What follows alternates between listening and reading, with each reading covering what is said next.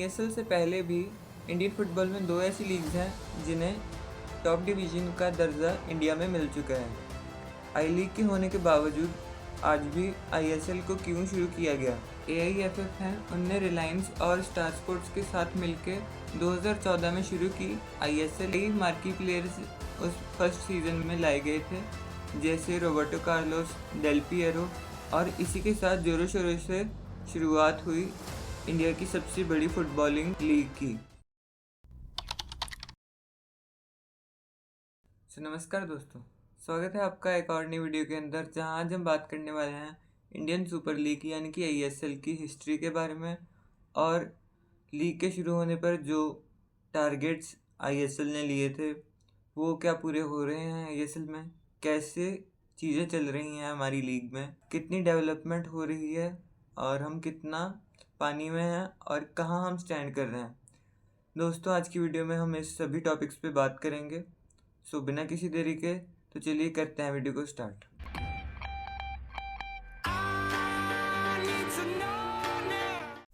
दोस्तों, आईएसएल से पहले भी इंडियन फुटबॉल में दो ऐसी लीग्स हैं जिन्हें टॉप डिवीज़न का दर्जा इंडिया में मिल चुका है, जिनमें से सबसे पहले है national football league of India यानी कि एनएफएल, जो कि शुरू की गई थी 1996 में यानी कि 1996 में, और इसे प्रोफेशनलिज्म की कमी की वजह से बंद कर दिया गया था। और इस कमी को दूर करने के लिए 2007 में ही आई लीग, जो कि आज तक चल रही है, उसे शुरू किया गया।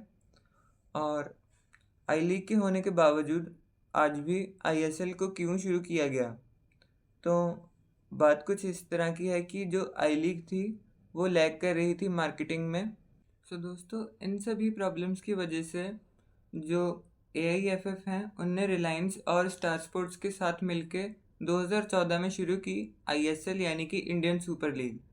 इसकी मार्केटिंग बहुत ही अच्छी तरीके से की गई थी और कई मार्की प्लेयर्स उस फर्स्ट सीज़न में यानी कि इनिशियल सीज़न में लाए गए थे, जैसे रोबर्टो कार्लोस, डेल पिएरो और ऐसे कुछ बड़े लेजेंड्स। और इसी के साथ जो आईपीएल के स्टार्स हैं और जो बॉलीवुड के कई स्टार्स हैं, उनसे टीम्स की बिडिंग कराई गई थी। दोस्तों, 12 अक्टूबर 2014 को आईएसएल का पहला मैच खेला गया सॉल्ट लेक स्टेडियम में, जो कि अपने आप में ही एक कोलकाता का बहुत ही ज़्यादा आइकॉनिक स्टेडियम है। और वहाँ मैच हुआ एटीके यानी कि Atletico de Kolkata versus Mumbai city FC का, और ये मैच 3-0 से एटीके जीत गई थी। और इसी के साथ जोरों शोरों से शुरुआत हुई इंडिया की सबसे बड़ी फुटबॉलिंग लीग की। अगर हम आईएसएल की हिस्ट्री में मोस्ट सक्सेसफुल क्लब्स की बात करें तो एटीके, जो कि मोहन बगान के साथ मर्ज हो गए थे, उन्होंने 3 कप्स आईएसएल के जीते थे और वो आज भी रिकॉर्ड है। और उसके बाद अगर हम बात करें आईएसएल लीग शील्ड की, तो मुंबई सिटी और मोहन बगान ने दोनों ने ही 2 बार इस शील्ड को जीता है। सो गाइस, अब हम बात करते हैं वीडियो के मेन टॉपिक के बारे में। क्या आईएसएल इंडियन फुटबॉल को हेल्प कर रही है या फिर आईएसएल ने इंडियन फुटबॉल की प्रोग्रेस को रोक दिया है?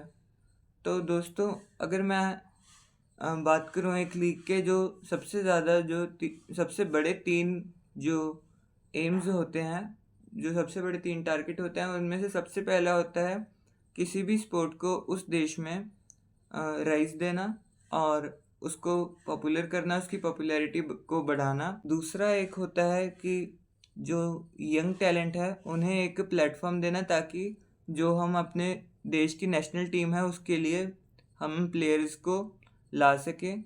और तीसरा और सबसे मेन फैक्टर होता है रेवेन्यू जनरेट करना यानी कि पैसा कमाना। तो चलिए दोस्तों, एक एक करके तीनों चीज़ों पे बात करते हैं। तो अगर हम सबसे पहले बात करें पॉपुलैरिटी की, तो हाँ, फुटबॉल की पॉपुलैरिटी इंडिया में आईएसएल की वजह से एकदम पीक पे तो गई थी, और अभी भी आईएसएल की पॉपुलैरिटी ने इंडिया में फ़ुटबॉल के कल्चर को ग्रो किया है। और अगर हम बात करें वहीं मार्केटिंग की यानी कि प्रॉफिट मेकिंग की, तो जो हमारा ये आईएसएल है, ये अभी लॉस में ही चल रही है और सीज़न दर सीज़न इसमें लॉसेस बढ़ते जा रहे हैं। इसके बारे में मार्केटिंग ही अच्छी की जा सकती है और मैं नहीं जानता कि इसका हल है। तो लेकिन अगर हम बात करें तीसरी चीज़ की, जो कि है प्लेयर्स को बनाना, यानी कि यंग टैलेंट्स को मौका देना, तो इसमें कहीं ना कहीं जो हमारी लीग है वो फेल होती जा रही है। बिकॉज हम देखते हैं कि जो फॉरेनर्स हैं उनकी जो क्वालिटी है वो हमारे इंडियन प्लेयर्स की टैलेंट को ओवरशैडो हमेशा करती आ रही है आज तक, जितने भी आईएसएल सीजन्स हुए हैं। अगर हम बात करें इमर्जिंग प्लेयर्स की सभी आईएसएल में, तो हमारे पास लिस्ट है संदेश झिंगन, जेजे लाल पेखलुआ, जेरी लाल रंजवाला, लाल रुथारा, साहल अब्दुल समद, सुमित राठी और अपुया, रोशन सिंह, शिवा शक्ति नारायण, विक्रम प्रताप सिंह और हाल ही में आखिरी सीजन में ब्राइसन फर्नांडिस। तो अगर हम बात करें इन सभी प्लेयर्स में से मात्र एक प्लेयर हैं जो रेगुलर प्लेयर हैं इंडियन टीम के, और जो क्वालिटी प्लेयर हैं इंडियन टीम के लिए वो हैं संदेश झिंगन, जो कि सबसे पहले सीज़न के इमर्जिंग प्लेयर अवार्ड विनर थे। और उसके बाद अगर हम बात करें तो अपुया एक ऐसे प्लेयर हैं जो इंडियन टीम की एक बैकबोन की तरह काम कर रहे हैं, और इनके अलावा मुझे कोई ज़्यादा ऐसा प्लेयर नहीं दिख रहा जिसने रिस्पॉन्सिबिलिटी अपने कंधों पे ली है। अगर हम बात करें फॉरवर्ड्स की, तो फॉरवर्ड्स की हमेशा कमी रहती है हमारी टीम में। सुनील छेत्री को इसलिए ही हमेशा वापस आना पड़ता है रिटायरमेंट से। तो अगर हम बात करें पिछले 3 सीजन्स में जो हमारे फॉरवर्ड्स हैं उन्होंने ही इमर्जिंग प्लेयर अवार्ड जीते हैं, जिनमें से हैं शिवा शक्ति, विक्रम प्रताप सिंह और हाल ही में अभी ब्राइसन फर्नांडिस। तो इन सभी में से एक भी प्लेयर ऐसा नहीं है जिसने अभी तक इंडिया टीम के लिए गोल मारा हो, जहाँ पर शिवा शक्ति को तो अभी तक डेब्यू भी नहीं मिला है इंडियन टीम के लिए। इन तीनों में से कोई भी प्लेयर मुझे ऐसी क्वालिटी वाला नहीं दिखता जो आगे जाके सुनील छेत्री की तरह टीम को कैरी कर सके। तो अगर हम बात करें इन तीनों की, तो हाँ ज़रूर इनमें टैलेंट है और ये सुनील छेत्री की तरह बन सकते हैं, पर जैसे चीज़ें चल रही हैं मुझे नहीं लगता है कि ये रिप्लेस कर पाएंगे सुनील छेत्री को। विक्रम प्रताप से मुझे उम्मीदें हैं, पर लेकिन जैसे उनकी फॉर्म में एक राइज आया था पिछले से पिछले सीज़न में, यानी कि आईएसएल के 10वें सीज़न में, जो कि 2023-24 का सीज़न था, उन्होंने कई गोल मारे थे उसमें, और जिसमें नॉर्थ ईस्ट यूनाइटेड के खिलाफ एक हैट्रिक भी शामिल है।